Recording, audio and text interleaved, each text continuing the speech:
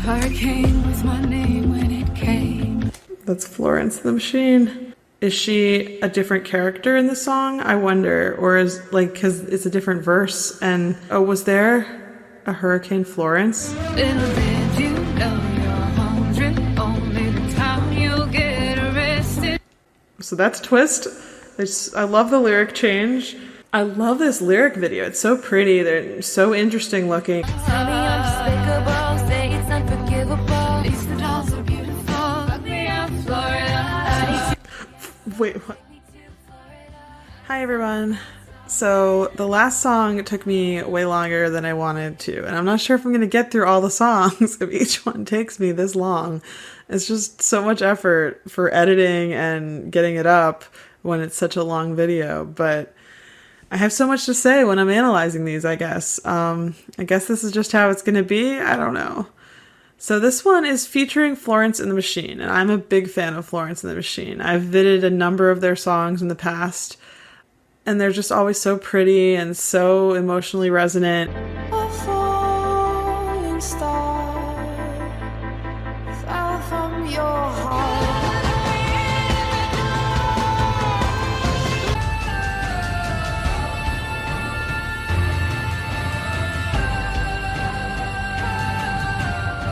The pressure is hard to take. It's the only way I can escape. Seems a heavy choice to make.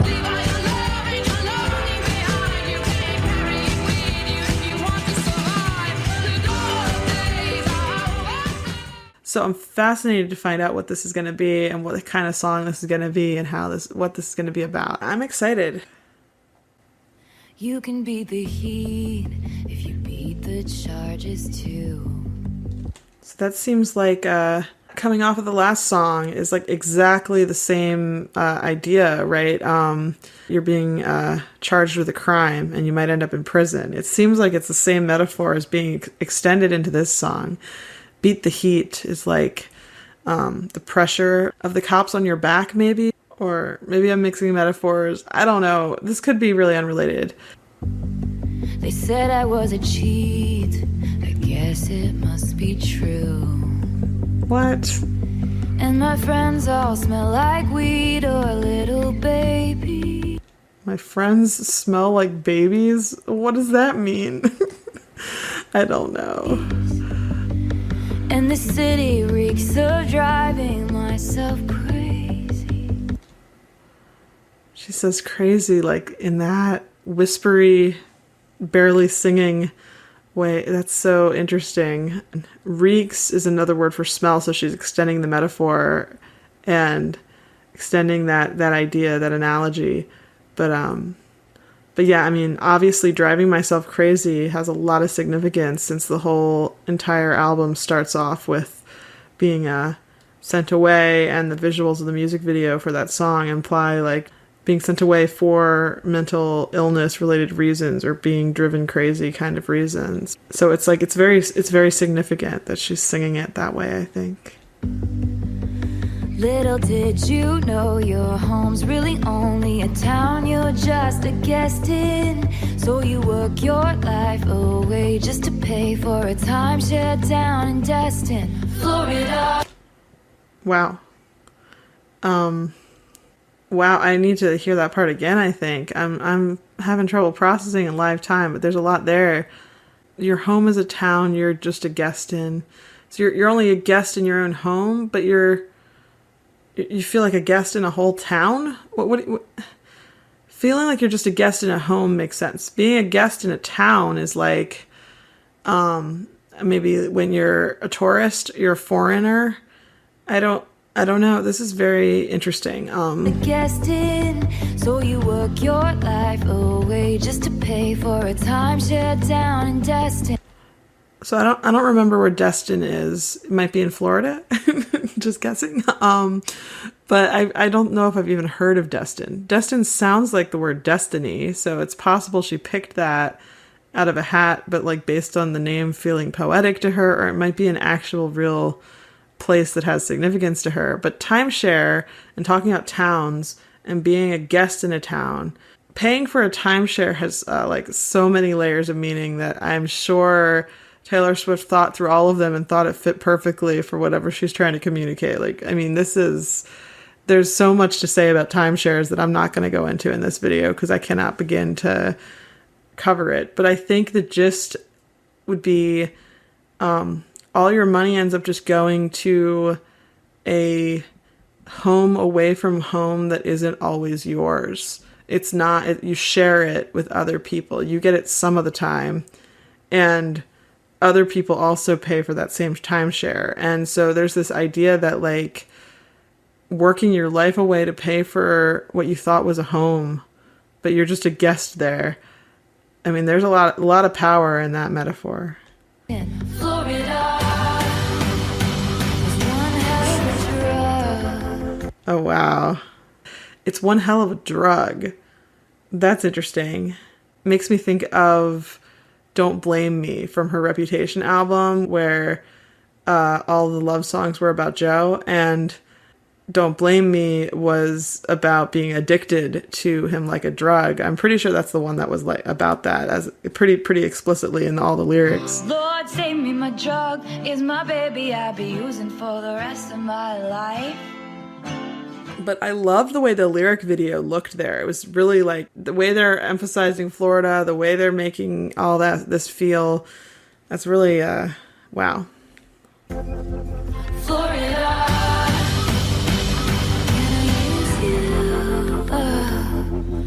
a hurricane with my name when it came. That's Florence the Machine. The hurricane with my name when it came. Is she a different character in the song? I wonder. Or is like, because it's a different verse, and so when you say my name, is this not Taylor Swift's name? This is another character's name? Or was there a Hurricane Florence? I think there was. Now I gotta look that up real quick.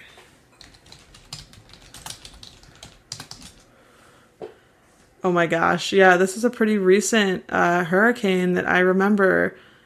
So the hurricane with my name, it probably hit Florida. Yeah. That's significant. Florence the Machine, they probably helped write this song, and the hurricane with my name, Florence, okay. Obviously I should have just waited and heard the whole line, but I'm just like trying to process before the lyrics disappear from my sight. I'm such a visual person with the lyrics, and it's hard for me to process, but I should give it more time to like sink in. I'm liking this one a lot more than the last one, by the way.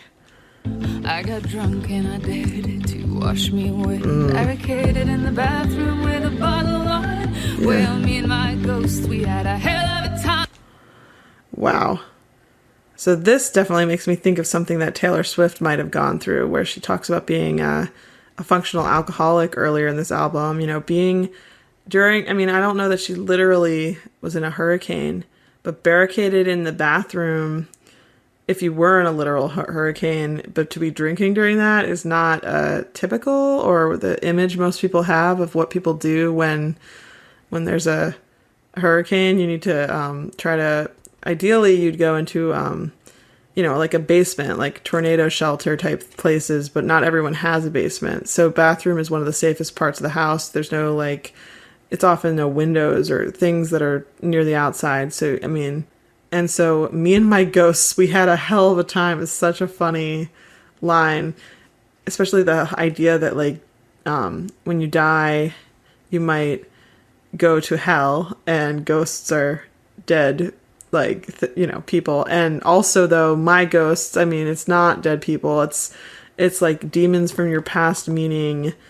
I mean, your ghosts, I don't know. But there's also, makes me think of the Anti-Hero music video and the way she really made a visual representation of her own ghosts. Taylor Swift did that. But this is the Florence the Machine part of the song, and I don't know, this is a very interesting verse. So Yes, I'm haunted, but I'm feeling just fine. Taylor Swift loves to talk about being haunted. Got their lace and their crimes, and your cheating husband disappeared. What? No one asks any questions here. This reminds me a lot of No Body, No Crime. I mean, wow, like so much. Your cheating husband disappeared, and I'm not gonna ask any questions like, did you murder him vibes. Oh my god. I did my best to lay to rest all of the bodies that have ever been on my body. And then there's more of this. Yeah, no body, no crime, all the bodies. But they're talking about laying to rest all the bodies that have ever been on my body is a twist. I mean, now we're talking about, I guess, all the people I've had sex with, probably. Like, And in my mind, they sink into the swamp. that's interesting. I could see this in like a poetic, like you can see the "and in my mind" either as the start of a next line or as the end of the previous line. Like all the bodies that have ever been either on my body or in my mind, all these people that have been on my mind or in my mind, like have like occupied space there. Like you can kind of, but she's also saying, in my mind, all these bodies sink into the swamp, which is quite the image. Yeah. Is that a bad thing to say in a song? Little did you know you're 100, only the time you'll get arrested. I love the breaking the fourth wall, or maybe it's not breaking the fourth wall. It's not really directly talking to you, but it kind of is. Is that a bad thing to say in a song? Is talking to yourself, really. But it's funny to publicly put it there as if other people won't be reading it. And it's like, it is quite the thing to say in a song, all this like murderous fantasy stuff. I mean, the idea that you imagine them singing into a swamp, or maybe it's more the previous part too, the stuff about the cheating husband disappearing. I don't know. The whole thing is just really something. All right, I'm paying attention fully to this next part. Is that a bad thing to say in a song? Little did you know you're 100, only the time you'll get arrested. So that's twist. I love the lyric change. I love this lyric video. It's so pretty. They're so interesting looking, and there's just so much like animation to like the words, the way they disappear, and the way there's so much movement and stuff going on in it. But like, you know, it's like a whole music video in and of itself. But yeah, little did you know your home's really only the town you'll get arrested. That's not what I was expecting. I thought it was just going to be Florence singing about being a town you're just a guest in again. But no, they've switched it up. And this is like more of that being arrested metaphor. The charges, the slammer from the previous song, and handcuffs and stuff. So, okay, let's keep going. So you pack your life away just to wait out the shitstorm back in Texas. Wow. And shitstorm is such an interesting thing to bring up in a song that just mentioned a hurricane, because usually shitstorm is not at all evoking literal storm imagery, but there's much more reason to have that be evoked when you say it in this context, when you've just been talking about a literal hurricane, and also when the lyric video is showing storms brewing. But yes, now we're talking about Texas, not just Florida. And what's going on in Texas? Okay. Florida is one hell of a draw. Okay. It feels random to me. Florida, can I use you? Oh, I need to forget, so take me to Florida. I've got some regrets, I'll bury them in Florida. Tell me I'm despicable, say it's unforgivable. At least the dolls are beautiful. Fuck me out, Florida. I need to Wait, what? At least the dolls are beautiful? What'd they say? And dolls reminds me of My Boy Only Breaks His Favorite Toys, where she was a doll earlier on this album. But I don't know that that's what they're talking about here. What are there some kind of famous dolls from Florida? Or like, what do you mean the dolls are beautiful? I mean, dolls can be like a term for women and not just like toys. I mean, I don't know. I'm still reeling from the whole wondering what Texas had to do with anything, and the next word's just Florida. And it seems it's so disjointed and interesting, and I'm very curious what's going on. Florida, I need to forget, so take me to Florida. I got some regrets, I'll bury them in Florida. I Need to Forget reminds me of the Fortnite stuff, which I've done my in-depth analysis of already, and all the things related to forgetting that were in that music video. Not more than the song, maybe. I can't, but like, there's just so many layers here. So like, I need to forget, what is Florida? What is Florida a metaphor for? What does Florida mean? Florida, I got some regrets, I'll bury them in Florida. Tell me I'm despicable, say it's unforgivable. What a crash, what a rush, fuck me up, Florida. What's unforgivable? What in the world would be unforgivable about, what is she doing? Fuck me up, Florida. I have no idea what to think about this. What a crash, what a rush. Fuck me up, Florida. So I feel like crash and rush, it sounds like the hurricane, kind of. Like Florida might be a way to discuss a hurricane, which itself is a metaphor for something. Oh, that was so cool. That the way that little like diamonds or sparkly, yeah, it's like a disco ball, but it's actually a jellyfish. Like, what is this animation? That's all like, that's so cool.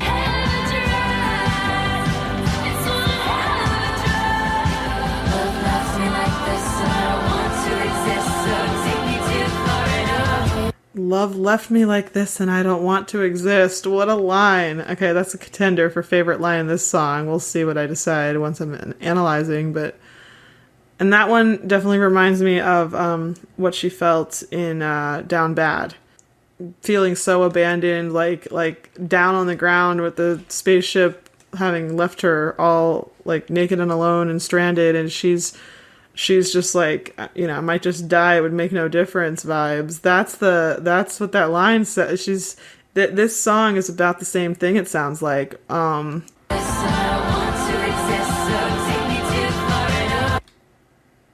So I rewound a little bit. It seems like So Take Me to Florida follows. Like, going to Florida is a thing you can do after you don't want to exist. Fuck me up, Florida. Like, I want to forget. Florida's drug, right? Like, she wants to take a drug that'll make her forget, and she wants this drug to be whatever Florida is going to be to her. Wow. I love that. I really like this song despite how confusing it is. I think I like the music of it. I love Florence and the Machine might be part of it. I like just how it sounds and how like intense it is. I love the intensity. Like, I was really struggling with the last one musically because it just wasn't intense. I mean, I don't only like intense songs, but yeah, no, this one definitely has something that I'm enjoying a lot. It has a lot of different interesting lyrics, really interesting visuals, it's really drawing me in. Did you know your home's really only a town you're just a guest in?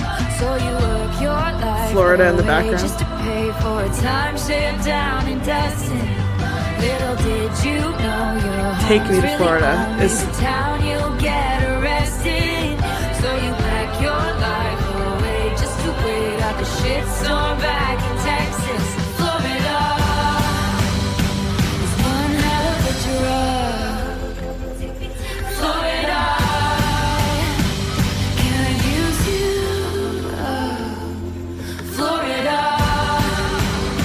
is one hell of a drug. Florida, go and fuck me up. That's how it's ended. Go and fuck me up. Wow, what a song. I have no idea what like the whole point of it really is or what Florida means, but it was really good. I am so glad they collaborated because it's like that's what I needed in a Florence and the Machine and Taylor Swift collaboration. Like, that was good. That was intense. That was so well done. Now it's time for my in-depth analysis of this song. And boy, do I have a lot for you that I didn't understand or appreciate about it when I was doing my initial reaction and listening to it for the very first time. First things first, I cannot believe some people think this song is a skip for them. Are they kidding? I mean, how can you not enjoy this song? I know, like, I mean, to each their own, but it just doesn't compute for me to find, like, I just don't like it, I'm not feeling it for a song like this. It's like so good. I love it so much. I loved it from the very first time I heard it. I didn't understand it, but that didn't matter. And it's grown on me as I keep listening to it. This is a top favorite for me from the album. It's so fun to listen to. As soon as it's over, I want to play it again because it's just got some kind of hold on me. The vibe is so cool. This one and Who's Afraid of Little Old Me. Both are very haunting type songs, and I'm here for it, for both of them. But this one has Florence and the Machine's influence all over it. And honestly, it had been too long since I paid attention to Florence and the Machine, and I'm so glad Taylor Swift brought that band back onto my radar and reminded me how good they are. So, Florida. It helped me so much to not just think about deciphering this song as a solo activity where on my own I'll figure it all out, but rather I really needed to start looking into other people's interpretations and ways they were understanding it. For instance, there was this awesome Reddit thread that I managed to come across where people pointed out that the disco ball jellyfish were actually mirror balls, that the Hurricane Florence that hit Florida at all, and actually hit the part containing Destin, was the one from the 1950s, not the 1918 hurricane. That the dolls line might be a double entendre reference to the slang term for a type of drug people get high on. That Florida is the sunshine state, which seems potentially relevant when Taylor Swift has written so much about sunlight as a recurring symbol for her experience with romantic love. I mean, really, so many interesting interpretations over there. Someone also knew of a connection to a Florence and the Machine song I didn't know, Hurricane Drunk, which starts off with a line that goes, "No walls can keep me protected," as she's discussing being in the grip of a hurricane. I'm in the grip of a hurricane. I'm gonna blow myself away. I'm going on. I'm gonna drink myself to death. I brace myself, 'cause I know it's gonna hurt. But I like to think at least things can't get any worse. And so it's really interesting how Florence previously had this song about a hurricane where she says she's gonna drink herself to death. It sounds like the themes of the song Florida are topics that Florence has already written about before, but now these sentiments are speaking to Taylor at the current moment of her life when she wrote this. Florence Welch, by the way, super cutely said in her Instagram post promoting the song that she was honored to be in this department, as a shout out to Taylor's choice to name this album the Tortured Poets Department. Or maybe she was saying also, like, she's honored to be included as she herself counts as a tortured poet, which definitely, Florence is also a tortured poet for sure. I did just check, and Florence Welch is the primary songwriter in their band, as well as the lead singer. So the Florence and the Machine poetry really is hers. One of the things I always really loved about Florence and the Machine's music is the poetic lyricism that also is the type of thing that drew me into Taylor Swift's songwriting from day one. Florence and the Machine always had a way with words in their songs that just kind of knocked you over, and then combined with the musical composition, you were really, like, entranced. And I feel like Florida captures that same experience as all the Florence and the Machine songs I loved back when I was listening to their music, which actually was really mostly just their first two albums, Lungs and Ceremonials. I really don't know why I didn't try listening to more. I don't know if they, like, weren't hits on the radio or what it was that made it so I don't know, kind of forgot about them. About this song, Florence Welch also talked to British Vogue magazine and explained that Taylor Swift, who's so down to earth in the studio and has been her close friend for at least a decade, Taylor came to her with a concept and a story for the track already in mind, which is Florence's favorite way to start songwriting. She'd kind of forgotten, though, just how big the phenomenon of Taylor Swift's fame was and how many people would actually hear this song and react to it. Seems like Florence may be a bit overwhelmed by the fanfare. But here I am, being a part of all that fanfare, really diving in with all the interpretations.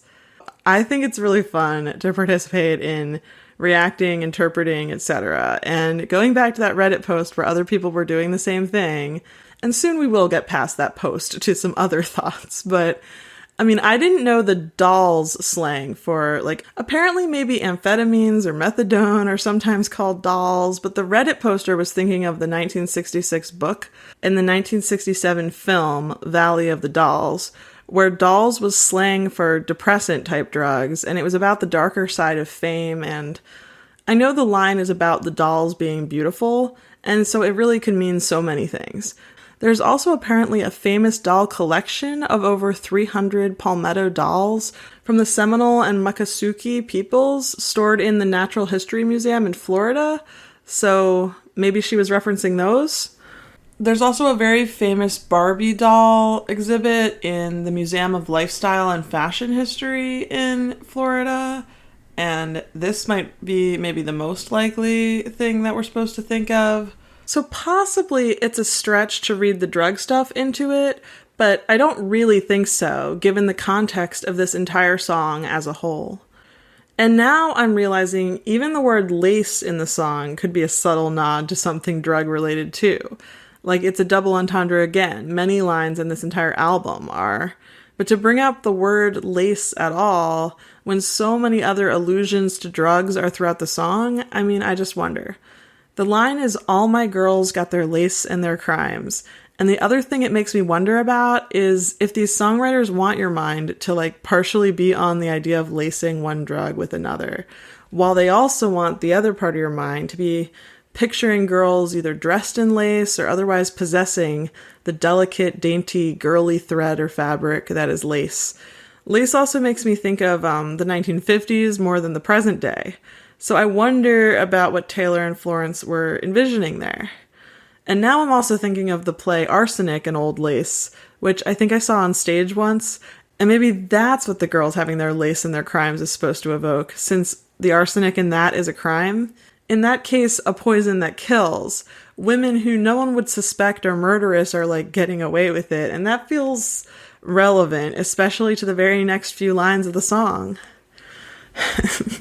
There's just so much to cover. I'm trying to get through it as quickly as I can, but I'm also having a lot of fun, and I hope you are having fun too.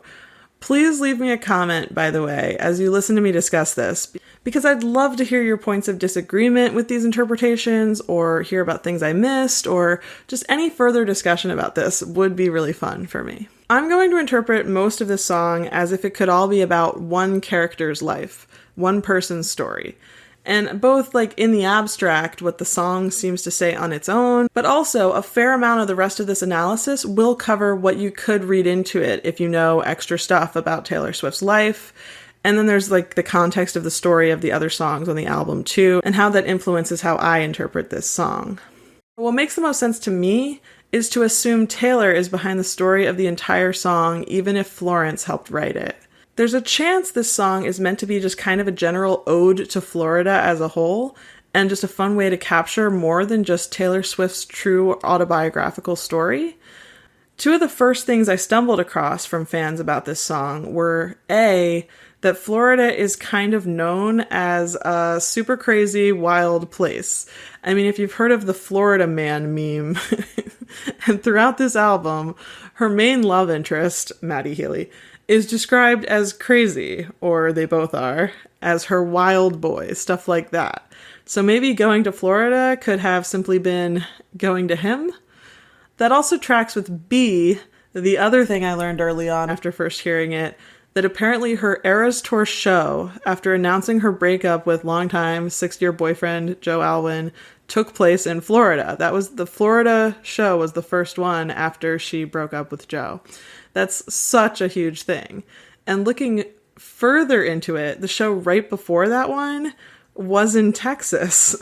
I mean, if you pry into the details, she very likely broke up with Joe right before the Texas weekend show because she changed her set list for that March 31st show to no longer include Invisible String, a love song about her and Joe being fated to be together. and instead included the song The One, about a person who you didn't end up with, but you fantasize what if he was the one. And I mean, she didn't announce yet before those shows that they had broken up. She announced after those Texas shows and before the Florida show. But, you know, it adds some very interesting potential context to the song. And I thought it was just really interesting as soon as I heard that.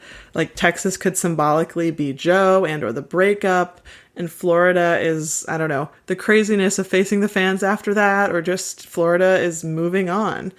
And then on top of all that, I found out that Taylor herself said about this song, Florida, this was her Amazon Music voice note intro to this song. I think I was coming up with this idea of like, what happens when your life doesn't fit or your choices you've made catch up to you, and there's just, you're surrounded by these harsh consequences and judgment, and circumstances did not lead you to where you thought you would be, and you just want to escape from everything you've ever known. Is there a place you could go? I'm always watching like Dateline. People, you know, have these crimes that they commit. Where do they immediately skip town and go to? That they go to Florida. You know, they like try to reinvent themselves, have a new identity, blend in. And I think when you go through a heartbreak, there's a part of you that thinks, I want a new name. I want a new life. I don't want anyone to know where I've been or know me at all. And so that was kind of that was the jumping off point behind where would you go to reinvent yourself and blend in? Florida. She also, by the way, at the end of Fortnight, starts singing Move to Florida as a lyric that repeats. Knowing how she herself feels about moving to Florida being a way to start fresh after a breakup, that's really interesting. As well as how in this song, she has various lyrics about moving on to Florida, leaving stuff behind, and while the bridge is probably the most explicit part of it all. She sings, I need to forget, so take me to Florida. I've got some regrets, I'll bury them in Florida. And these two lines repeat after they're sung the first time to really drive the points home. Knowing how much the relationship with Matty Healy ended up hurting her and the pain of the breakup with Matty seemingly being what drove her crazy according to many of the songs on this album, it's fascinating to consider that she perhaps wanted Florida to be her escape and kind of be the thing that would save her, or in this potential interpretation of things, wanted Matty to be that. But then she was kind of daring the Florida hurricane to wash her away, daring it to kill her or destroy her in some way. She talks about this city, and I think she might mean a Florida one, reeking of driving her crazy. Timeshares are notoriously bad investments too, that totally are the promise of paradise, enticing, but then fail to deliver in reality, and you end up regretting having invested in one is the most common experience I've heard of. Maybe even finding you've lost everything you had, like financially, due to this awful commitment that you can't get out of. And it's just like, additionally, when it comes to the repeated line at the end of the song, fuck me up, Florida, the specific multiple meanings as well as connotation of it is just so good. Even in the clean version of this song, she doesn't come up with another way to phrase it. She just mutes the word fuck and calls it a day. And usually she finds another way to phrase it. Even in this song, shitstorm back in Texas is now firestorm in the clean version, for instance. But fuck me up Florida can't be easily translated to something else. I'm fairly sure fuck me up can mean I don't care sometimes. I saw like a silly example when searching about like various meanings of this phrase. Someone said you could go in for a haircut and they ask what you want and you could say like fuck me up boldly, like do whatever you want to my hair. I highly doubt that's a common occurrence, but it amused me to read. I think getting fucked up is slang for getting a certain kind of extremely high on certain drugs. Yes, I found proof of my suspicions about the language usage in a published scientific paper through NIH. It quotes people saying this phrase to mean experiencing a very intense high. There's also fucking someone up as kinda a 1950s way to describe beating them up. Like a threat, I'm gonna fuck you up, might have been more common then. I'm not sure exactly about the decade, I just keep bringing up the 50s specifically. Because, you know, the hurricane. But in the regular dictionary, the term means to be destroyed, damaged, made a fool of in such an extreme way that you would say you're like bamboozled, that you feel, well, potentially betrayed. And there's a lot of layers to it. And this album has a lot about betrayal in it, by the way. So like it fits in well. I started to wonder if her creative choice to discuss cheating husbands in both this song and Fortnight is in part because she became consumed with the theme of having an affair and cheating on your partner, because she felt herself emotionally cheating on Joe with how much she was fantasizing about Maddie, according to Guilty as Sin, where she seemingly confesses all of that. And she did write multiple songs on the theme of infidelity throughout Folklore, and even on Midnights there's a song. But then also like the cheating husband lyric in these songs could have added meaning for her, because like maybe she felt so betrayed by possibly both Joe and Maddie. Joe, like, for not fighting for her and for not loving her enough, but especially by Maddie. I mean, I just recently finished my breakdown and analysis of The Smallest Man Who Ever Lived, and talk about betrayal themes there. So maybe the way she's discussing murdering a man who betrayed you resonates on a level that has nothing to do with anyone actually cheating on her and is all about the betrayal. And cheating husband is just a more recognized symbol of a romantic partner betraying you than other types of betrayal that aren't cheating. I know she also felt really betrayed by like her former record label and stuff there. And even in It's Time to Go, that song, she brought up the theme of infidelity as like a less personal to her example when she was listing off things in the verses before she got to the personal in the bridge. But like, so infidelity is like top of mind even when she's not actively, I don't know. It's just a thought. She also possibly wanted to evoke 1950s vibes in Fortnight, where she says in the voice note for that one that she always imagined it taking place in an American town where the American dream didn't come true for the person.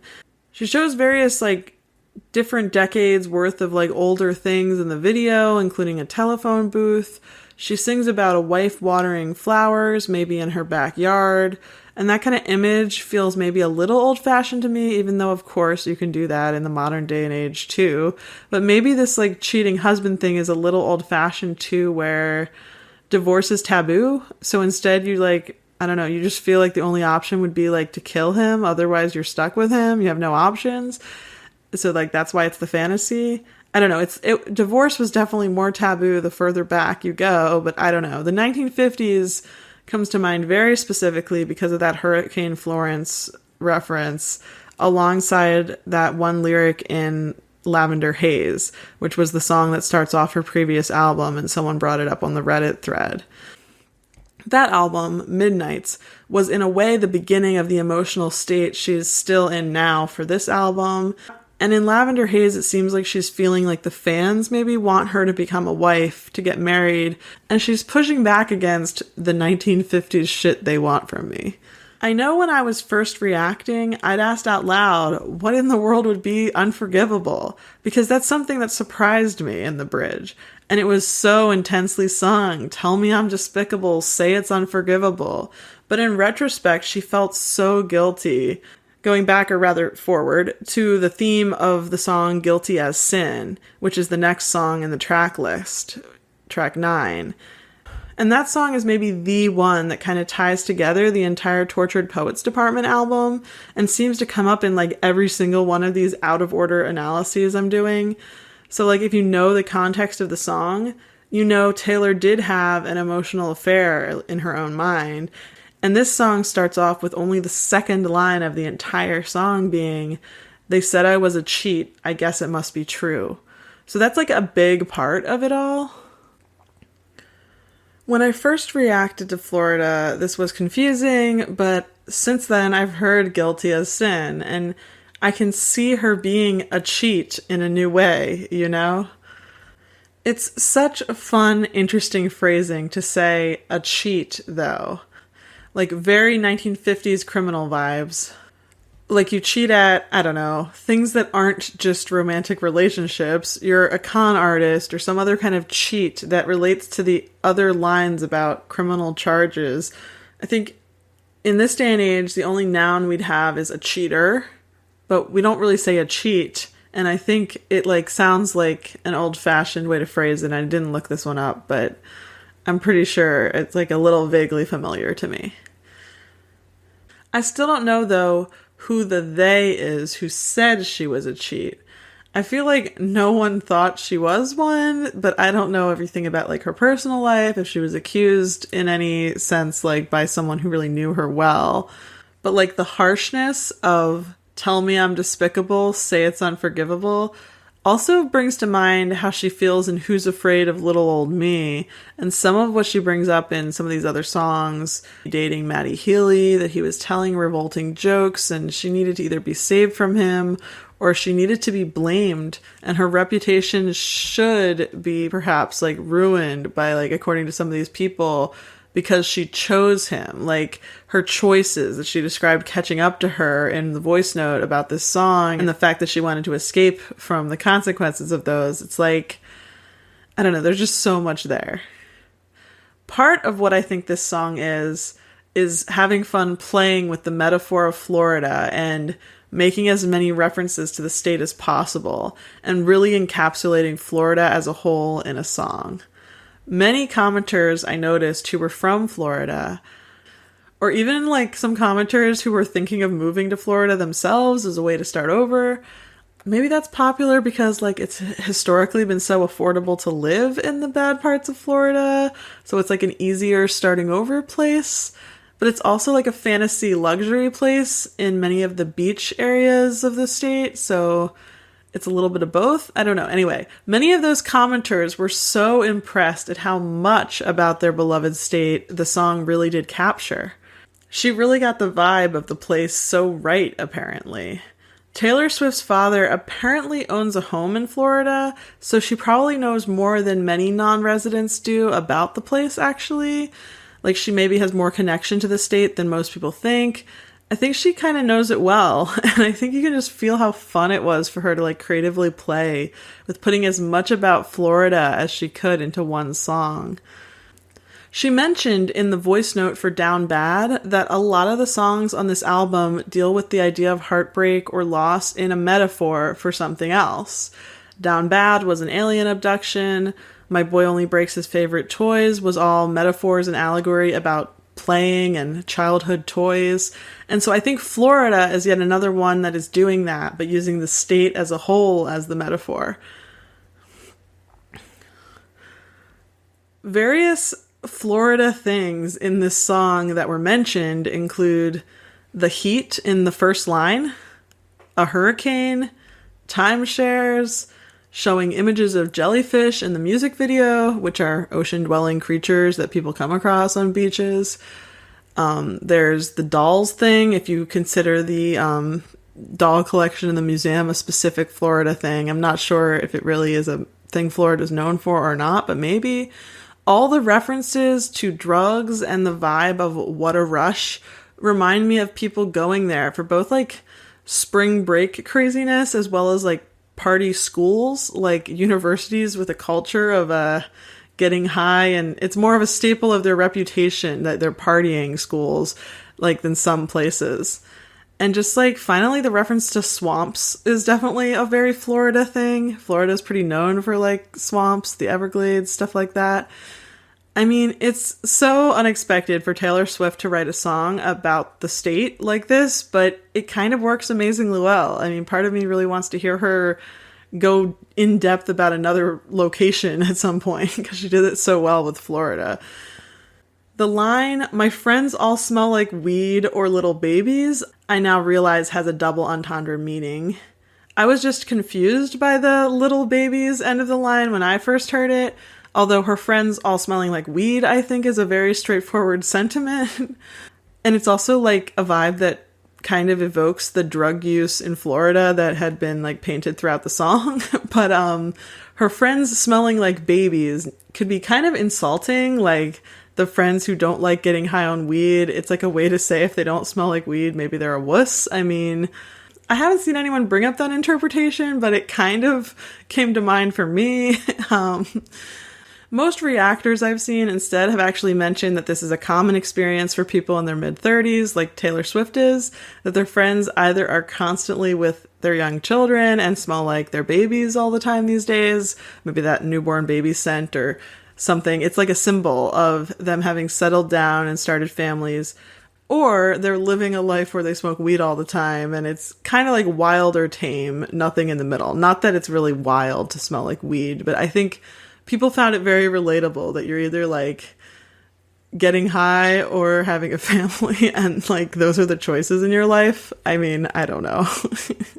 I think it's a lot of people's favorite line in the song, or at least one of the ones that really spoke to them when they first heard it. It's definitely not my favorite line. I don't think I find it as relatable. I don't know. It's whatever. Going back to the mirror ball jellyfish, that reminded me a little bit of the stereotypical kind of vision somebody might have while they're hallucinating on certain kind of drugs. Kind of like if you were to see a jellyfish, it maybe would start to look like it's sparkling and it's really something else. And also like bringing up the mirror ball in this subtle way is so interesting if you know her song Mirror Ball well, because in the song Mirror Ball, she discusses breaking into a million pieces and her own shattered pieces glistening, but other people enjoying kind of her brokenness as if it's all pretty and fun, and they see what they want to, their own reflection, instead of seeing her. And I feel like there are parallels in a way to no longer being herself if she goes to Florida, and like no one seeing her because they're just seeing the mirror ball. They see themselves, like, I don't know if this is making sense, but it's where my mind is going. It's also just looks like it would be fun, like dancing somewhere with a disco ball and it's actually a jellyfish and it has the power to hurt you pretty deeply, much like drugs. I mean, jellyfish sting. They inject poison into you and some jellyfish are deadly, right? So there's a lot of layered meaning to these jellyfish that maybe like Taylor Swift had some really artistic symbolic meaning that she was, when she chose them for the official lyric video. I'm not sure. I'm at least going to enjoy my own interpretation of it, and when I look at the official lyric video again in the future, I'm gonna appreciate it as an interpretation of basically something that looks pretty but will sting you, because I think that applies to this album pretty well.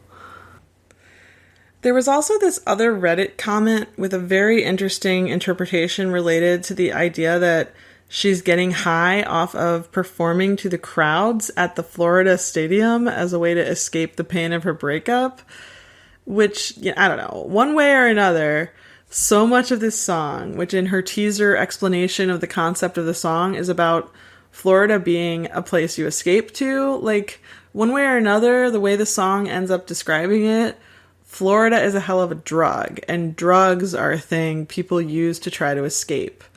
Drugs are often used as a way for people to avoid their feelings, like to mask the pain by getting high. The choice to use the expression one hell of a drug is very intentional, and like it kind of is a lot like fuck me up. It's very harsh and describes the intensity and strength of like the level of high you could get off the drug, but it also kind of implies the hurt too. During Florence's verse, saying she's haunted but feeling just fine also evokes for me that same numbing the painful experiences and avoiding your feelings sentiment. Because of the bottle of wine, perhaps she no longer cares or is upset about being haunted by her past and all the trauma there. And later in the song, not wanting to exist, it's not really about wanting to be dead as much as it's about not wanting to probably feel what you're feeling. After love left me like this and it hurts so much, it's such a I'd rather disappear into the drug of Florida than fully experience my own existence thing that seems to be being said. There's also a line in the bridge about needing to forget. Again, avoidance of the memories is avoidance of negative memories, negative emotions. I don't think Taylor Swift literally does hard drugs. I mean, she probably really was a functioning alcoholic, but the way this song is so intense about drugs, quote unquote, not alcohol for so much of it. It's interesting that she chose to write it this way, to write this kind of song, to use this kind of metaphor. She metaphorically took the miracle move on drug in Fortnite and I think she's leaning into the metaphor further here, especially considering the lyrics in some of the other songs, where it sounds like maybe Matty Healy was possibly like stuck in his own stoned oblivion a lot of the time. And if Florida is him, then she's going to a guy she's comparing to being a drug for her, perhaps, but like he's also really maybe into drugs, and it's the layers here are just, I don't even know. Anyway, that's enough of me talking about drugs. So there were some other things to mention in this song. I mean, Little Did You Know has a connotation, kind of evokes wishing you'd known, or like things turning out poorly. And for her, in the chorus of the song, the two things she didn't know, the little did you know moments that were upsetting shocks to her, is really, they're both that her home wasn't really like her home. Or like, I mean, I love Long Story Short as a song, and that was where she described Joe as her home. Like, he feels like home. And likely in other songs too, she's kind of implied this. And now in this song, she's basically saying her home is just like, she was just a guest in the whole town, and she has nowhere to go that she belongs. Like, there's no comfort or solace or sense of home anywhere anymore.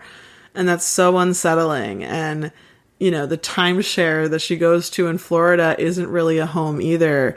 Like, that's something you have to share with other people. You only get part-time. You never really can call it like your own. And it's all really kind of sad to think about the whole way that this song is basically framing not having a home. And then when she says her home is the town she'll get arrested, like arrested as a word in English means so many things.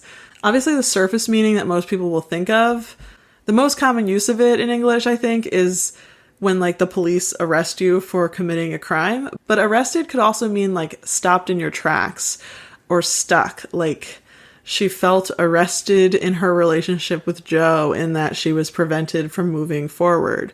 Or even like cardiac arrest is a metaphor she actually keeps bringing up in the end of the last album and in this current album, where like about the end of her relationship with Joe, she'll say stuff about stopping CPR. Her heart doesn't beat anymore for him. The spirit was gone. We would never come to. These lines are like, you know, arrested, the place you're getting arrested actually has like multiple meanings. Like, there's so much to like almost every line of this song. And I don't know, it all just sounds so cool, and there's such careful poetry throughout the entire thing. There's a lot of assonance, which is like a term in literary analysis and poetry analysis that means like the vowel sound repeats internally from word to word. And there's also like near rhymes, like the first chorus is guest in, rhyming with destin. The town you're just a guest in, and destin, Florida. And then the next chorus is arrested and Texas. And all four of those things, guest in, destin, arrested, and Texas, all have like est and then as the vowel, except Texas is more of an X than an est. But it's a near rhyme, it's close, and it all just sounds cool and flows well together. And like, even when like Texas and arrested are just needing to rhyme with each other, they don't actually have to rhyme with destin and being a guest in your town. But the songwriters here, you know, they went the extra mile to make all four of these terms rhyme in order to like really, it all goes extra, it goes well together when you're like, you know, in your head singing the last chorus as the new chorus is switching the words, and you're like, it's rhyming with the old chorus too. It's like all these layers of how they wrote it. Also in Love Left Me Like This and I Don't Want to Exist, like this and exist are such a good near rhyme. Like this is not actually rhyming with exist, but in the song it works so well. It works good enough. And she does that so well, like in most of the Taylor Swift songs. I feel like she knows how to find near rhymes that are going to sound like they rhyme when you're singing them. There's a lot of poetry stuff that I'm not really going to be scratching the surface of because we're almost at the end here, but like Florida is 3 syllables and so is fuck me up, like for instance. And they're also both starting with F. There's alliteration there. There's assonance in the at the end of Florida. and the up at the end of the phrase fuck me up. And it's just every single line is so carefully crafted.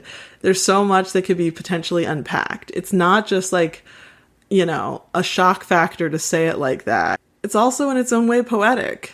And I know people often think of poetry as like this softer thing, but the harshness is poetry too. There's alliteration in so many parts of the song, like pack your life away just to pay, or I got drunk and dared it to wash me away. I love the alliteration of barricade in the bathroom, and then the imagery of the bottle of wine is then brought up. So there's 3 B's in a row there. And by the way, in a creative writing class I took once, they were teaching you that like in poetry, like certain phonetic sounds are kind of softer and they give a softer impression, like S's, for instance.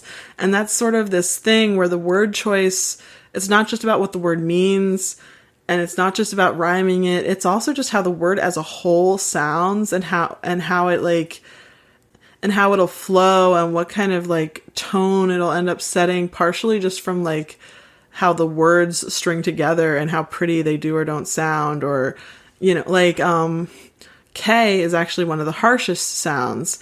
And that includes when in English, C's sound like K's. So saying barricaded, you've got that K in the middle of it, kind of. It's spelled with a C, but barricaded and crimes and crazy and crash, even the K's in take for take me to Florida or back in Texas or pack your life away.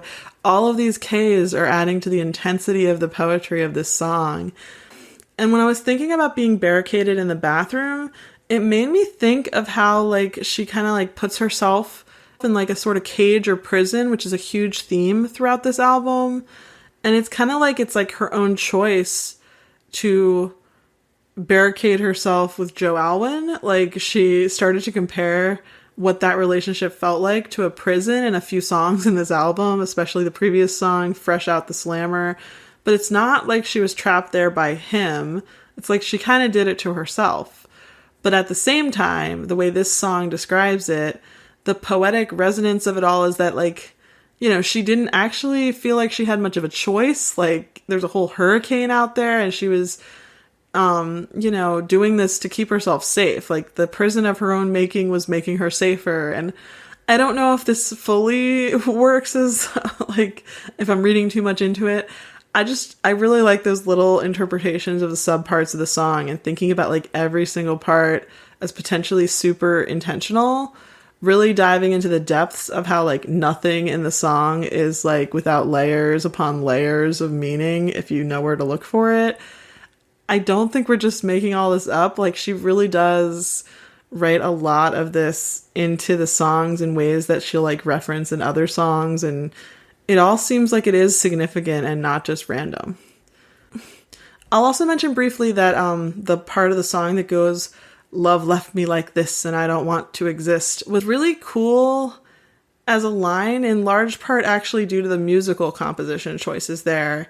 How she sang it. It was so well performed to sound monotonous, the melody there, and like, just like, there's this added like casual nature. It was quieter. It was, I don't know. And you almost miss it. And it's so deep and intense of words. And it's like all of that aspect is part of what I liked so much about it. So I like actually love so many lines in the song the more I spend time with the song. Every word is so carefully chosen and so many lines are like creatively conveying so much. So it's actually really hard for me to settle on one favorite lyric in this particular song. The hurricane with my name made me smile a lot when I realized that if you know the name of who's singing it, it makes sense. And I said I'd pick a favorite line from each song. And by the way, I would love to know yours, but so please leave a comment if you want to share your favorite line. I think thinking through the options, maybe my favorite line for just the lyrics of it might be, I did my best to lay to rest all of the bodies that have ever been on my body. Because it's just so like memorable and kind of powerful. It actually captures so much about her mental state in this album and about what exactly she was trying to escape throughout this song. I mean, like laying to rest her past relationships, all of them, every single one. And she says it in this really poetic way that's also kind of like dehumanizing, and like their bodies are not people anymore. And it's there's just so much that's interesting to it. It's really like catches you off guard when you hear it, because it's like you thought she was talking about like laying to rest bodies in a murder situation, and she's just switching it up on you like that have ever been on my body. And it's like pretty darn, I don't know, she's bold to write that. And she even like, you know, continues it in a fairly bold way and says, is that a bad thing to say in a song? But like that part of it, I loved how she wrote it. I loved so much about the poetry of it. So that's a wrap on my analysis for the song Florida. This one has been longer than probably all of my other analysis videos are going to be, but I genuinely think I had more to say for this one than I'm going to have for many of the songs. Truly. I don't know how long they will be in advance, but I have reason to really think, you know, a lot of the other songs are kind of more straightforward. And I mean, I have plenty to say about line by line potentially, but there's a bit less to like, you know, speculate about, and like multiple interpretations for each line and all that stuff in a lot of the other songs. So it's just like this song had so much I could potentially like go in so many directions with, and I wanted to like give that a chance and play with it and have fun with it. Thank you so much if you stuck with me till the end of this video analysis about Florida. Please don't forget to like and subscribe to me if you haven't yet. Subscriptions help my channel reach more people and help me feel like I'm actually talking to people. So it's like nice to know you were actually watching and like watching enough to want to subscribe. So thank you for that. And also, if you haven't seen my other Tortured Poets Department reaction and analysis videos yet, please check out the playlist here. And I'll be back in a couple of weeks with another reaction and analysis video for something on this album.